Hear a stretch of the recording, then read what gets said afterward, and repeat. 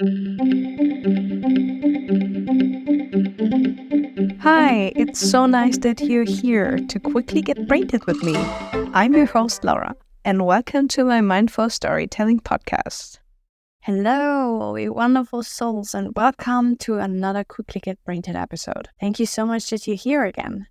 Today, I want to guide you on a journey through the intricate web of altruism and helping purposely, and maybe even asking the question, am I kind? Maybe not so much as I want to. All these things. We are going to start with a little story of me and a ladybug. Join me as we unravel these threads connecting, for example, Thomas Bragg, the Dalai Lama, and the simple act of wanting to save a tiny, struggling life. Or maybe I made it even a little bit more complicated for this tiny, struggling life. This is what we are going to talk about today. Alrighty, as you know, I'm kind of interviewing myself, like I'm just asking questions. I try to answer it as easily as I can. Alrighty, my first question. During your walk, contemplating the fate of this ladybug you mentioned, can you elaborate on the significance of purpose in acts of kindness and helping purposely? I mean, like, it's just an insect, right?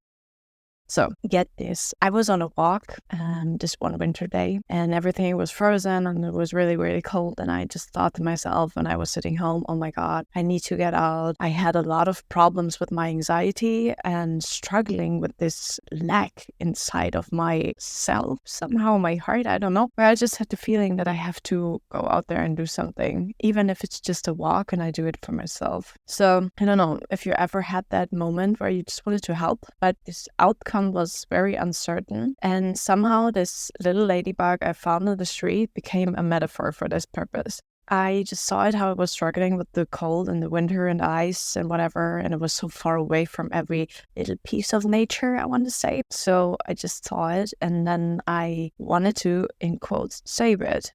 I literally took this little fella 5 kilometers to the next park spot because I was on the way to the park anyways. And I have a favorite spot there. And I thought, yeah, okay, this is going to be my purpose now for this walk, because I just wanted to space out in my head and just get clarity. I guess that just triggered my anxiety more because I had a lot of thoughts in my head. So yeah, while this walk, I just heard this little voice in my head.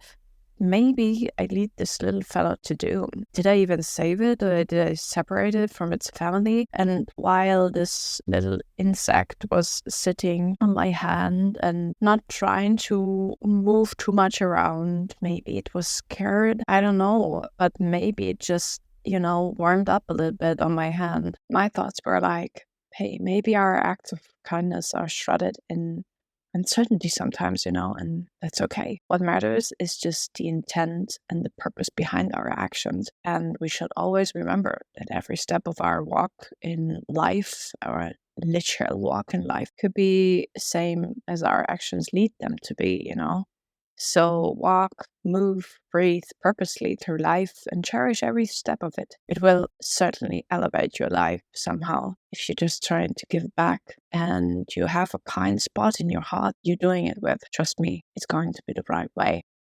Okay, so another question. What did you realize about purposeful living during this pastoral?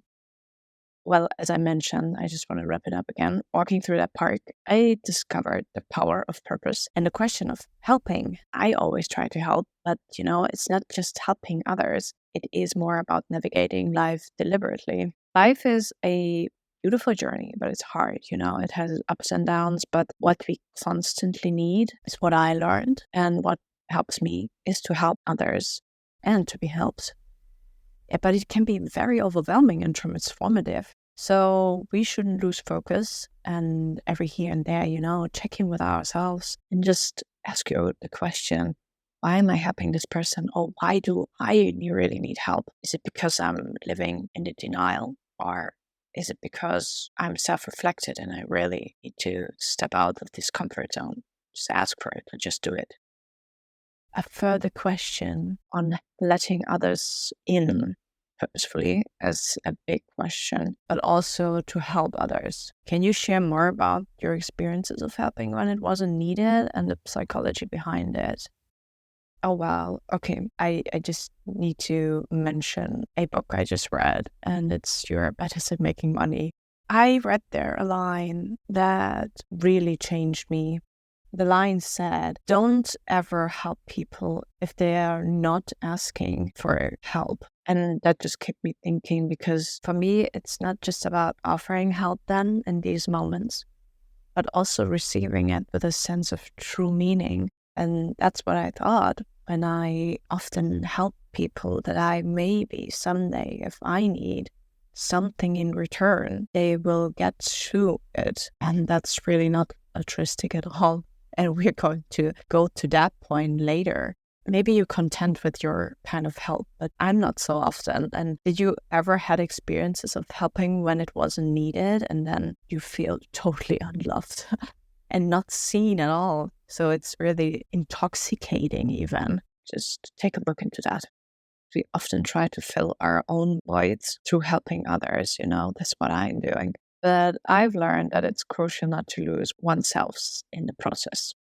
A delicate balance is required, because others need to know when they can lean on you, but also you need to trust yourself enough to ask for help in these very particular moments. And ask the people, all right, I need you to really show up, so I know all of this isn't just a hot air between us. So please, if you have anybody in your life who really means something to you, show up for them. And if you can't, just tell them. They will understand. And if they don't, just explain yourself. You're not a bad person if you can't help. But also know this, sometimes we need to go a little bit out of our comfort and just try to be kind to each other. And it comes with showing up, even though if you don't feel like it. Because this is then the true kindness people need, and we need, and you need, because this is the hardest one. And life is not always easy. So don't forget that. We all need it. So what's the Dalai Lama's antidote for self-centered problems, and how does it relate to anxiety and worldly issues? So here's my answer. As I mentioned, the Dalai Lama said in a conversation with Thomas Bragg, I will leave you the link in the description. He shared this powerful antidote for self-centered problems, and it's the true cure for anxiety and altogether worldly issues. It's altruism. So what's altruism? It is a selfless act for other beings, so we can settle all of these problems with our anxiety and hopelessness. Is serving others and truly be ourselves while we're doing it. And I'm sure you listen to this and you think, but well, Laura, I have so much on my plate. Okay, how should I do even more? And then for others, what is it you're saying? I need to do more volunteer work, but I have bills to pay, right? No, that is not what these things mean. I think it means that the thing you are doing, work, your self-love, is here to be shared. And we live for each other and from each other. We are humans, and we humanly connect through our community, feelings, and seeking discomfort and being in discomfort. The together situations, we help and receive help. So is the circle, and that can be closed and be protected. So it means for your nowadays life, try to connect through your doings with others. Show up for them and for yourself. Try to do more here in your mind. It all begins somewhere. And not everything has to be an immediate action. The thought alone can start a new altruistic journey. So that can be yours. But I know it's a huge topic, and that was just a little piece of this big picture. So if you're wondering what your call to action could be, if you need help navigating in regards of kindness, there's this perfect exercise. It's from Headspace. Maybe you heard of it, maybe you didn't. And there is a guided meditation exercise. You can just go on Netflix, and there's this interactive session. You can just choose whatever you need. If it's overwhelming, or you're restless, or you just want to go to sleep, you can use that. And what helps me all the time, like almost every time, is when I try to be more kind to myself or to others. I want to meditate, and I'm overwhelmed. And then you can choose between the minutes and 3, 5, 10 minutes. You can just practice that, how to be kind to yourself, imagine yourself happy, at ease, and how you can be kind to others and people maybe you're struggling with. So yeah, that really always helps me so much to practice that on a daily basis. It's harder for some people, but that's okay. And if it's easy for you, then great. So yeah. I truly would love to hear your thoughts and your experiences. You can leave a comment, a heart, or whatever feels right for you. And we could embark on this exploration of purpose and altruism together. Because I think there is a lot to learn. This is not something that you are taught in school or wherever. So your insights might help me help you in return. So thanks for joining me on this reflective episode of BRAINTED, and I hope you stay tuned for more mindful adventures, and also always remember to stay BRAINTED. Thank you. Have a wonderful day, a wonderful week, and goodbye.